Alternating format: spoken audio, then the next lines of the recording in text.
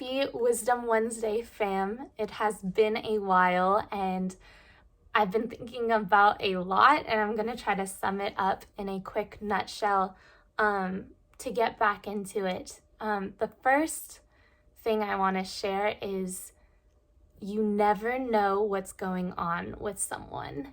And that's something I've been thinking about lately. I think especially on social media, it is so easy to make assumptions on how someone's life is going and how they've been feeling. And yet we don't truly know, because social media's culture is to push the positive, for us to post the happy moments and the great accomplishments, but not really dive into the day-to-day internal struggles or internal conflicts or the hard things, unless they're big and super life-changing. And so I think it is super easy for us to judge, even if it's judging in a positive manner, of how someone is doing based on what they post. And personally, I've been noticing this, that I do it to others, and I think others do it to me. And that was one of the main reasons I also wanted to start doing Wisdom Wednesdays, because I wanted to promote sharing, not just the positive, but the hard stuff and the journey to the positive as well. I know I haven't been on for a month and a half, and I took some time to be with my family, which was truly life-giving. I felt rejuvenated and seen, which was so important, and I'm so blessed to have my family and the deep connections that we have. It's just sucks that we live all around the world, and so I only get to see them every couple years. So doing that and being in the present moment with them really, really just opened me up mentally and emotionally in ways that I thought I already was at this point, and I didn't realize how much I needed to be with them and feel that connection. And other things too, just been going through some medical stuff for some chronic pain that has been going on for a few years, showing up in different ways. But I think I'm saying and sharing this in a way where I hope it resonates by making people realize we don't know what's going on beneath the surface, behind social media with people. We don't know what pain they're feeling. We don't know what hardships they're going through, no matter if they're posting these fantastic photos of travels or couple photos or successful photos of where they are in life. So just being open to knowing there's more to people than just a photo they post. Another thing I've just been thinking about is ego, and how ego, ambition, and insecurity all have their unique relationships with each other. And ego and ambition is something I've been really, really contemplating, of how does ego show itself through ambition. The way that I've been thinking about it is two sides of the same coin, of when we're moving from an ambitious state, which I believe firmly in ambition. To me, it means moving towards goals and pursuing your goals in a way that fulfills you, and I believe relates to bettering the world around you. And for me, ambition is this positive pull, this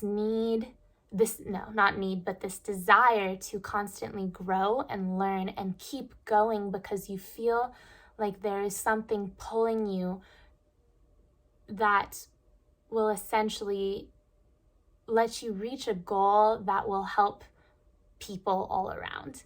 That's my take on ambition. And yet I feel when the ego comes in, it flips the perspective of it, where instead of this positive pull, it's this draining push. And I imagine someone pushing up a giant boulder up a hill. And this push, for me, I know I've been in it, where it's this need or this not so positive need out of fear that you must keep going because you have to prove something, that you have to do it, otherwise you will fall and that boulder will roll you over and you will be forgotten and left in the dust. And I think that's when the ego kicks in instead of this positive ambition. And I've really just been contemplating, okay, how do we spin it so that it's constantly this positive pull instead of this fearful, I'm going to be left behind pursuit.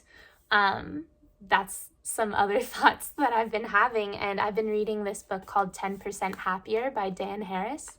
Let's see if it'll focus. Which is not what I expected at all. I was expecting just another self-help book. And it kind of is, but what I love about it is he dives truly deep into describing his career, and he's an ABC news anchor. And what I love is he really brings all this mindfulness, spiritual wording into an ambitious and stressful workforce, and describes his process and his journey in it versus a lot of the books I like. It's kind of separate. It talks about mindfulness, about meditation, but it doesn't really, I feel like there's a gap between the working world, and I really enjoy his narrative. He's quite funny as well. But yeah, from the cover, I was like, whatever, because it's called 10% Happier. Then the subtitle is How I Tamed the Voice in My Head, Reduced Stress Without Losing My Edge, and Found Self-Help That Actually Works, a True Story. And I got this at the little free library. I was like, I'll try it. But enjoying it way more than I thought. And the things I've been thinking about ego, this book has definitely started those thoughts and helped me process it. But today's a little bit of a rant, and that was the third thing I wanted to talk about, of when we feel like we're in chaotic spaces or things aren't fully in our control, which they never are, but if you're a perfectionist like me, you still strive for it, still finding ways to show up for yourself when it's not going to be perfect, it's not going to be exactly what you want, but still just getting out of your head and doing it. And for me, that's this right now. I wasn't sure where this conversation was going to go. I feel chaotic and out of control when it comes to my body and pain and managing it. And with the state of everything that everyone is going through right now, with surges of fear and threats, and politically, socially, and regarding our health as well. So it's okay if you don't feel like you have a grasp on things. Just keep showing up for yourself and keep moving in small increments towards whatever it is that is pulling you. Those are the thoughts of the day. And I think I had something else, but I completely forgot it. Make sure to show up for you in whatever way that is. For me this week, thanks to my aunt, it is in reading tween books. This is the second or third one, but I just started last night the Shadow and Bone trilogy, and I was up till 4 a.m. reading the first one, and I'm pretty sure this book is written for like 13-year-olds, but whatever, it brings me happiness, and not everything has to be a productive show, just being. That was the last thing before I sign off. I had this thought yesterday of what is unhappiness, and unhappiness, in the definition I came up with, is being not being content with the present, constantly fighting the now and what is currently going on to change it. And I've been thinking about this relating to my physical pain, of constantly thinking I need to be doing more because I'm in this pain, therefore I'm not doing something right. But instead, while pushing towards bettering bettering what is injured within me, to be to learn how to be okay with what is going on right now and taking it in instead of constantly fighting against it.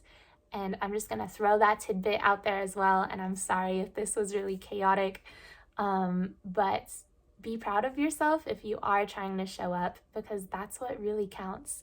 And I am wishing everyone a wise and mindful week. And again, if any of this resonates with you or sparks something, I would love to start conversations. That is what Wisdom Wednesday is for. And have a great week.